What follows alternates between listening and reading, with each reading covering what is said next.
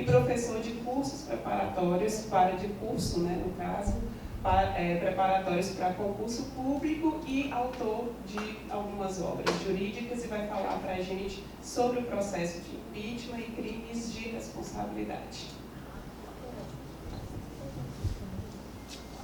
Boa noite a todos.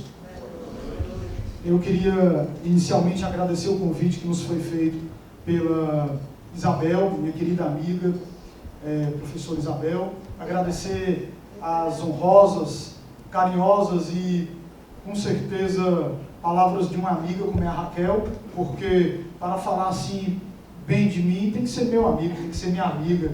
Fico muito feliz, Raquel, com as suas palavras.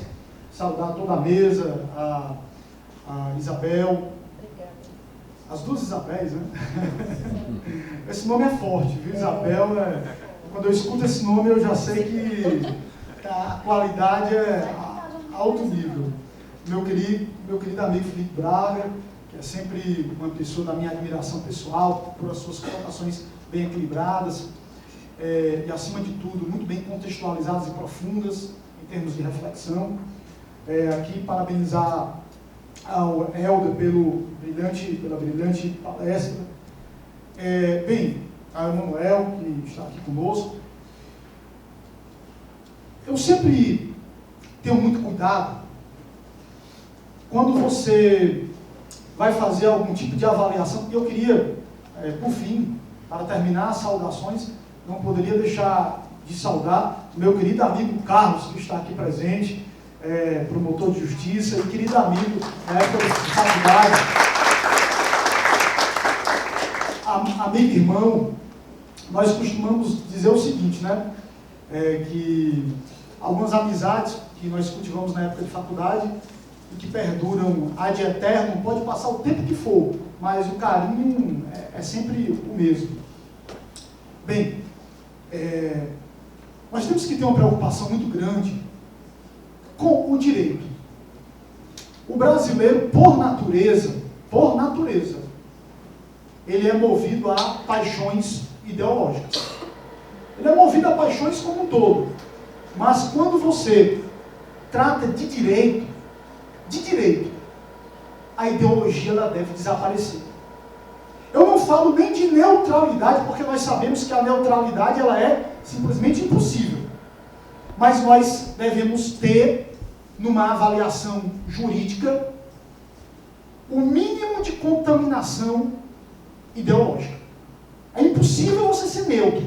É claro que se você tem, por exemplo, um juiz de direito que durante 20 anos ele foi delegado de polícia, aquele delegado de polícia de fronte, como se diz, de fronte. É claro que, por mais que ele hoje seja magistrado, sempre haverá algo da sua vivência como delegado de polícia que vai influenciar. E quando eu falo influenciar, não é negativamente, pode ser inclusive positivamente. Eu nunca esqueço um amigo meu, professor de Direito Constitucional, que hoje é promotor de justiça em Rondônia, e ele foi defensor público no Acre. Ele disse o seguinte: a melhor coisa do mundo foi ser defensor público por um ano antes de ser promotor de justiça. Porque antes de ser defensor público, eu achava que se a pessoa era bandida, ela era bandido por um problema de caráter. Era desvio de caráter. E como defensor público, eu pude ver que não é bem isso. Então nós temos que ter muito cuidado com todo tipo de contaminação. Às vezes, por exemplo, numa avaliação, eu tenho um trauma de infância, e esse trauma, ele vai repercutir na avaliação que eu vou fazer. Eu, quando comecei a analisar toda essa questão, toda essa situação, eu não acreditava no processo de impeachment. Diante do vazio, em termos de elemento, em termos de conteúdo, que pudesse impulsioná-lo. Eu não acreditava. Ao ponto que eu dizia, para algumas pessoas que vinham me falar de golpe, eu dizia: que exagero, que conversa fiada, impeachment, todo presidente da República aparecem uns 50 pedidos em média. O indivíduo é presidente da República, as pessoas para aparecerem na mídia, é hábito protocolizar pedido de impeachment. Então eu pensava, na minha ingenuidade, eu pensava, bom, é mais um pedido de impeachment, é mais uma situação circunstancial, mas, realmente, quando aconteceu aquele episódio do juiz Sérgio Moro, e veja bem, um juiz que eu sempre elogiei o seu trabalho, diga-se de passagem. Eu sou uma das pessoas que sempre elogiei o trabalho da Operação Lava Jato, porque eu acho que a corrupção no Brasil, ela passa pela questão da seletividade da justiça penal. Os crimes de corrupção, a investigação é complexa, quem conhece sabe, é complexa, e dificilmente você consegue abordar, digamos, as provas, como você aborda nos delitos de sangue. Porque nos delitos de sangue tem laudo pericial, nos delitos de sangue tem muita prova testemunhal. Já nos crimes de corrupção não existe isso daí. Mas quando o juiz Sérgio Moro, naquele dia, ele divulgou uma conversa da presidente da República com o ex-presidente Lula, naquele dia eu percebi o seguinte: algo de muito estranho está acontecendo nesse país. E agora não é mais uma cogitação. Porque eu posso ter um juiz que seja o exemplo de magistrado em matéria de busca pela perquisição processual, busca pelas provas, mas toda autoridade pública, seja juiz, promotor, defensor, tem os seus limites da sua atuação fixados dentro do parâmetro constitucional e dentro do garantismo penal. Durante 15 anos da minha vida, eu ministrei aula da Lei 9296/96, a Lei de Interceptações Telefônicas, e durante 15 anos eu expliquei que existem duas formas de se praticar o crime do artigo 10 da Lei de Interceptações Telefônicas. Uma é você fazer a interceptação ilegalmente, sem autorização judicial. A outra é você ter a autorização legal e você simplesmente, mesmo tendo a autorização legal, você divulgar indevidamente o conteúdo. Porque a autorização pode ser legal, mas você não pode divulgar indevidamente o conteúdo, que é um conteúdo sigiloso de uma prova que é excepcionalíssima.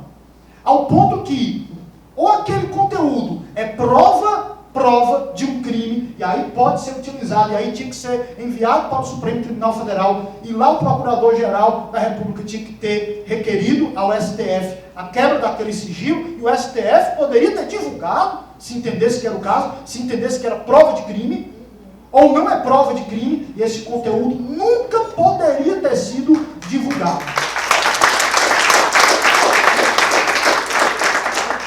E me doeu no coração ver situações como, por exemplo, um professor que é da minha admiração pessoal, tem obras que são obras importantíssimas para as ciências criminais, como é o professor René Ariel Dodge, mas contaminado completamente pelo aspecto da paixão ideológica.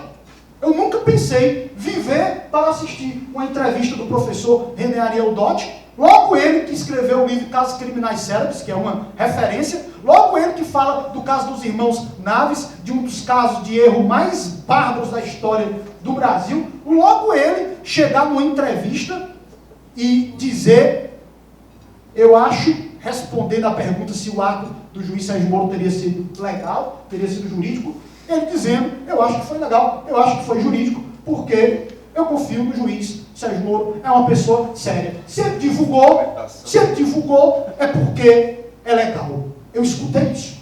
Então você vê como um jurista, ele pode ser contaminado pela paixão ideológica. Se um jurista do quilate, da qualidade do professor René Ariel Dodge é capaz de dizer que o ato foi legal porque o juiz Sérgio Moro é uma pessoa séria, então nós podemos esperar tudo desse país. Nós estamos vivendo um período muito complicado em que as pessoas querem se impor pelo argumento da autoridade, ou as pessoas querem se impor de forma maniqueísta e perigosa. Por quê? Se você me perguntar se crise justifica impeachment, todos sabem que não justifica.